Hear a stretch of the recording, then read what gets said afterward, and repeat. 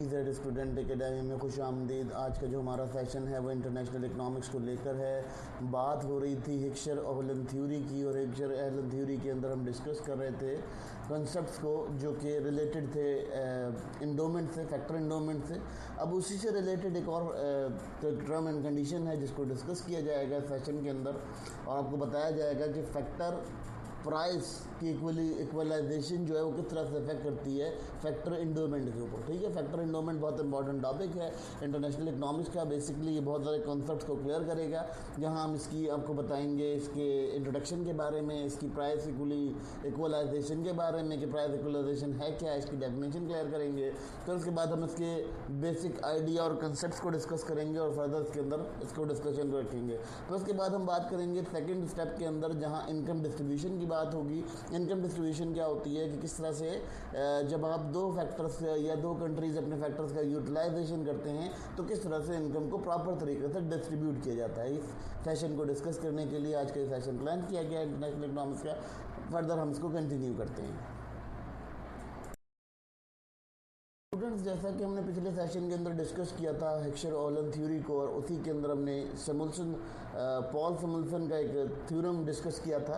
बिल्कुल इसी कंडीशन को लेते हुए आगे समझते हैं कि किस तरह से प्राइस जो है वो एक इफेक्ट करती है आपके फैक्टर ऑफ इंडोमेंट के ऊपर, या कहना चाहिए फैक्टर ऑफ अबंडेंस के ऊपर। ठीक है, ये दोनों चीज़ों के ऊपर प्राइस जो है बहुत तेज़ी से इफेक्ट करती है और उसके चेंजेस असरात देखे जाते हैं। इस सेक्शन के अंदर हम ये डिस्कशन करेंगे कि इन दोनों थ्योरम को अगर हम रखते हैं और इन दोनों थ्योरम के अकॉर्डिंग हम देखते हैं तो किस तरह से प्राइस जो है फ्लक्चुएट करती है, या किस तरह से प्राइस अपना एक रोल प्ले कर पाती है। फिर उसके बाद अगर हम बात करते हैं, ये एक और चीज़ होगी, ट्रेड इफेक्ट के ऊपर बात हो सकेगी आपसे, और इनकम डिस्ट्रीब्यूशन की ओर बात हो सकेगी। देखिए, इनकम डिस्ट्रीब्यूशन किस सूरत में होगी? इनकम डिस्ट्रीब्यूशन सिर्फ उसी सूरत में होगी जब आप अपने लिए एक प्रॉपर वे में काम कर सकेंगे, या अपने प्रॉपर एक नज़रियात को आगे भेज सकेंगे। क्योंकि जब लेबर होती है, लेबर क्या करती है, वो इंसेंटिव से जुड़ी होती है। जब उसका इंसेंटिव बढ़ता है तो ऑटोमेटिकली आपके पास उसके रिजल्ट ओरिएंटेड होने का बहुत ज़्यादा चाम आ जाता है। ये तमाम चीज़ें डिस्कस करेंगे, इसको फर्दर डिस्कस करते हैं डिटेल।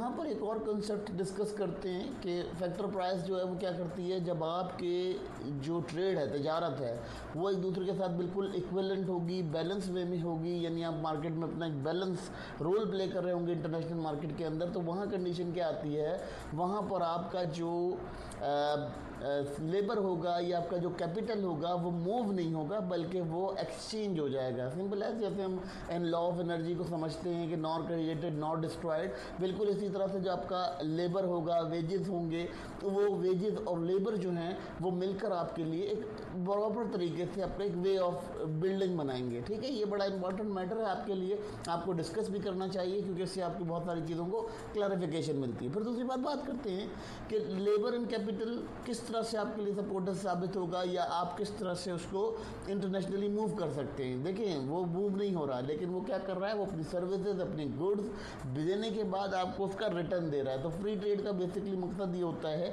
कि जब बैलेंस ट्रेड होती है दोनों पार्टीज़ की जानिब से, यानी दोनों कंट्रीज़ की जानिब से, चाहे वो कैपिटल इंटेंसिव हो चाहे लेबर इंटेंसिव हो, वो movement of labour and capital नहीं करते, बल्कि वो मूवमेंट ऑफ एसेट्स अपने करते हैं। उस एसेट्स की वजह से क्या होता है कि उस मुल्क के भी जो वर्थ है वो बढ़ती है और उस मुल्क का जो लेवल है वो हाई होता है। बेसिकली ये कॉन्सेप्ट था हिक्सर एंड ओहलन का, कि वो कहते थे कि जी आपका जो आप किसी के साथ जुड़ते हैं, किसी के साथ जोड़ते हैं अपने आप को, तो वहाँ किस तरह से आप उसको डील कर पाते हैं। यानी अगर आप किसी के साथ ट्रेड कर रहे हैं तो उसमें आपको क्या बेनिफिट्स होंगे। ऐसा नहीं है कि आपको जो है वो टोटली लॉस होगा, वहाँ पर आपको बहुत सारे फ़ायदे भी होंगे कि वो कंट्री आपको कुछ रिटर्न भी देगा, जिससे आपको एक बैलेंस क्रिएट होगा, जिसको हम फ्री ट्रेड यहाँ पर कहा रहे हैं। यानी फ्री ट्रेड ये कहा जा रहा है कि आपकी जो सिचुएशन है वो किस तरह से डील कर रही है या किस तरह से डिस्कस की जा रही है। तो ये तमाम चीज़ें यहाँ डिस्कस करना बहुत इंपॉर्टेंट है स्टूडेंट्स। इसी के ऊपर अकोमोलेटेड जो है वो पूरी की पूरी थ्योरम बेस करती है, और इस थ्योरी से ही आपको समझ में आएगा कि इंटरनेशनल मार्केट किस तरह से वर्क करती है, किस तरह से उसमें रोल प्ले किया जाता है। यहाँ एक और कॉन्सेप्ट समझिएगा कि बेसिकली जो आपका जो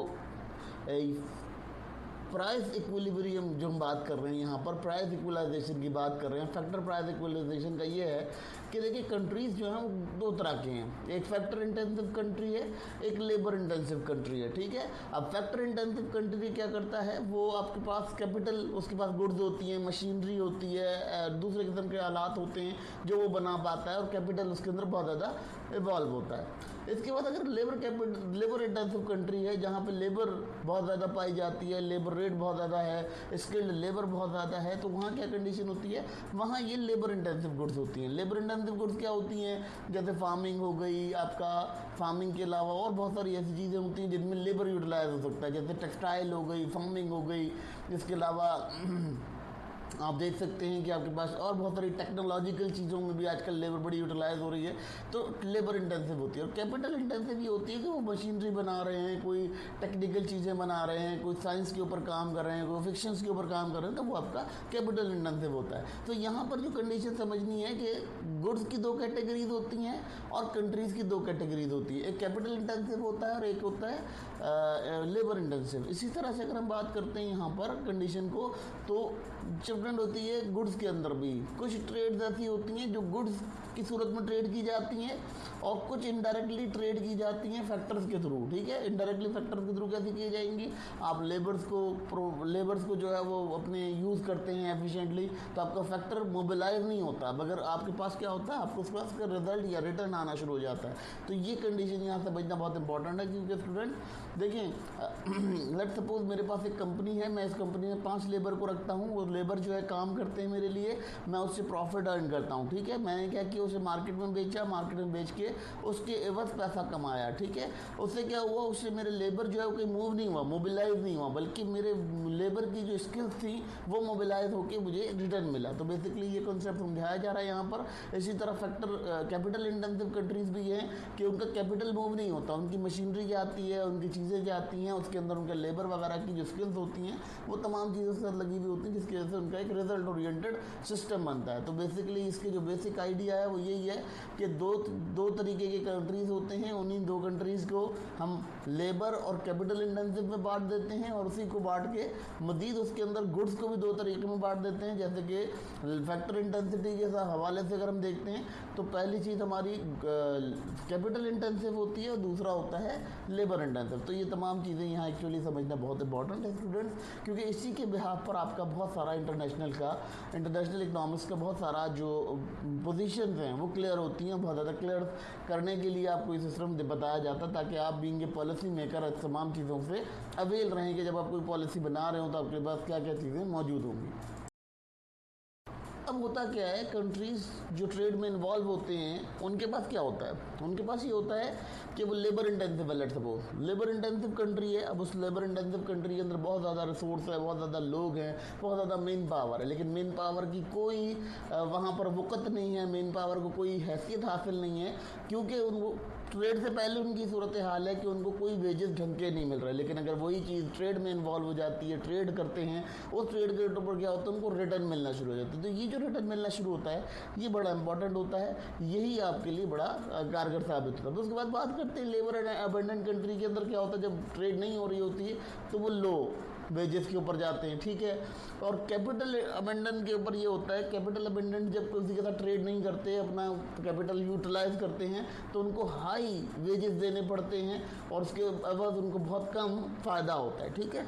तो ये कंडीशन यहाँ समझना बहुत इंपॉर्टेंट है। तो उसके बाद आफ्टर ट्रेड क्या होता है, एक्सपोर्ट जब बढ़ती है तो इंडस्ट्रीज एक्सपेंड होती हैं, इंडस्ट्रीज एक्सपेंड होती हैं तो डिमांड बढ़ती है, डिमांड बढ़ती है तो अबंडेंस ऑफ फैक्टर्स इंक्रीज होता है। आपके पास फैक्टर जो डिफरेंट किस्म के फैक्टर जैसे लैंड, लेबर एंड कैपिटल है, इसका यूटिलाइजेशन बहुत प्रॉपर तरीके से होता है जब आप किसी भी कंट्री के साथ अपनी ट्रेड करते हैं, इंटरनेशनल ट्रेड में आते हैं। क्योंकि बेसिकली इंटरनेशनल ट्रेड ज़रूरी है, क्योंकि वसाइल बाज़ दफ़ा ऐसा होता है कि वसाइल वहाँ प्रिपेयर नहीं हो सकते। इसी का एग्जाम्पल लेते हैं कि अगर हमारे पास क्रॉप, हम फार्मिंग बेस कंट्री हैं या एग्रीकल्चरल बेस कंट्री हैं, तो हमारे पास बहुत सारी ऐसी फसलें होती हैं जो बहुत ज़बरदस्त हो जाती हैं 4 मौसम की वजह से, ठीक है। तो हम क्या करते हैं, हम वो 4 मौसम की जो सब्जियां हैं, फल हैं, वो किसी ऐसे मुल्क को भेज देते हैं जहाँ पर वो 4 मौसम मौजूद नहीं हैं, ठीक है।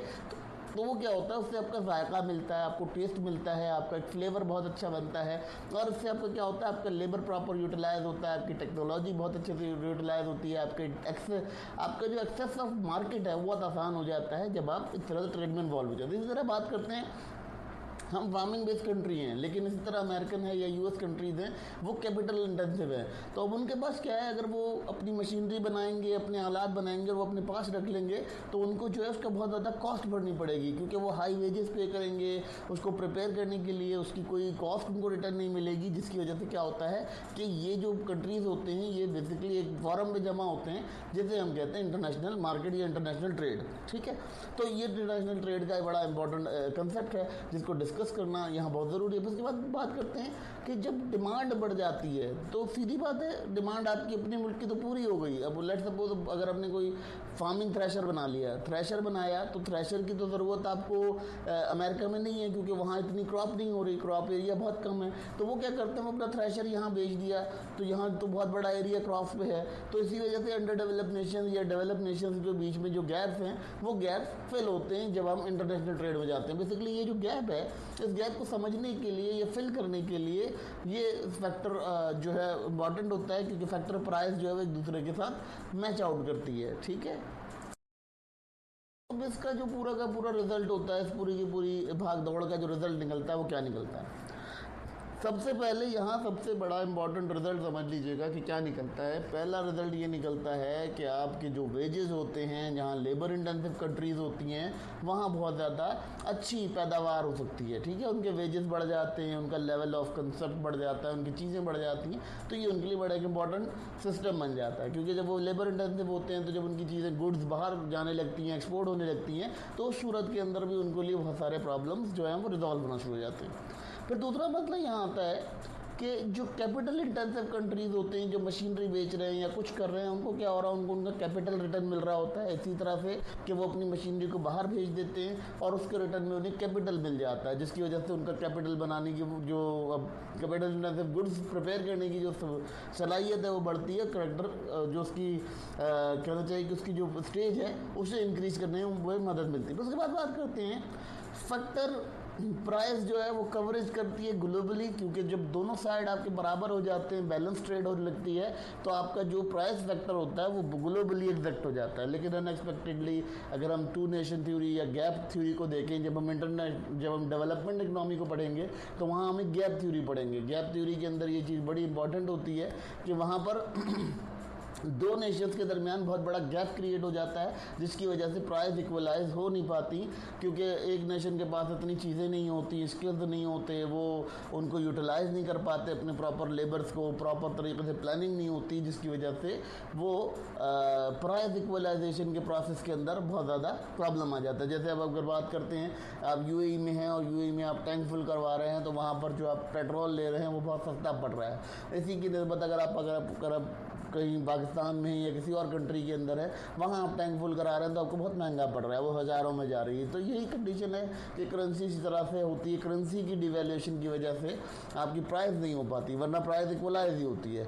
जैसे अब डॉलर की प्राइस है वो इंटरनेशनल मार्केट में एक सेम प्राइस के ऊपर है पेट्रोल, लेकिन क्या है, अंडर डेवलप नेशन के अंदर कुछ मिल रहा है, जो डेवलप नेशन है उनके अंदर कोई और प्राइस चल रही है, लेकिन सबकी इक्वलेंट प्राइस जो है वो एक होती है, क्योंकि उससे क्या होता है, उससे सबका फैक्टर जो है मोबिलाइज होता है और एक दूसरे के साथ उसकी फैक्टर ट्रांसैक्शन ईजी हो जाती है।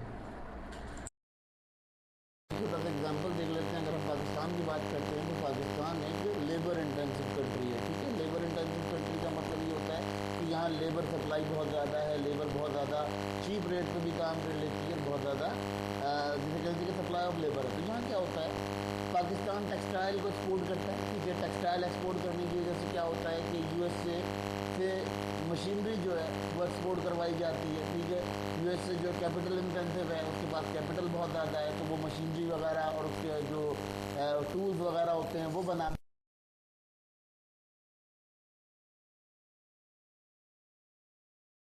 इसी तरह ट्रांसैक्शन ऑफ कैपिटल या ट्रांसैक्शन ऑफ फैक्टर होता है, इसी कंडीशन के ऊपर हमारा जो सिस्टम है वो डेवलप होता है और बिल्ड होता है। ये तमाम चीज़ें यहाँ समझना बहुत इंपॉर्टेंट है स्टूडेंट, क्योंकि इससे आपका बहुत ज़्यादा जो स्कोप है वो समझ आता है, आपकी जो बहुत ज़्यादा क्लियरेंस है उसको मिलती है, और ये तमाम चीज़ें हमको एक प्रॉपर वे में समझ आती हैं एग्जाम्पल की मदद से, क्योंकि पाकिस्तान और यूएसए का एक बेहतरीन एग्जाम्पल आपको लगा और समझाना भी बेहतर रहा, क्योंकि आप जब पॉलिसी मेक करते हैं या कोई पॉलिसी बनाते हैं तो बेसिकली ये तमाम चीज़ें वहाँ छोटी छोटी सी चीज़ें हैं, मगर ये बहुत इंपॉर्टेंट होती हैं जब आप कभी पॉलिसी क्रिएट करते हैं। पॉलिसी क्रिएटर के जो मेन एजम्पशंस होते हैं उसके ऊपर बात कर लेते हैं। सबसे पहला मेन एजम्पशन ये होता है कि सेम टेक्नोलॉजी है, ठीक है, दोनों के पास टेक्नोलॉजी सेम है, मगर क्या हो रहा है कि टेक्नोलॉजी का ट्रांसफ़र हो रहा है, एक दूसरे के पास ट्रांसफ़र हो रहा है टेक्नोलॉजी का।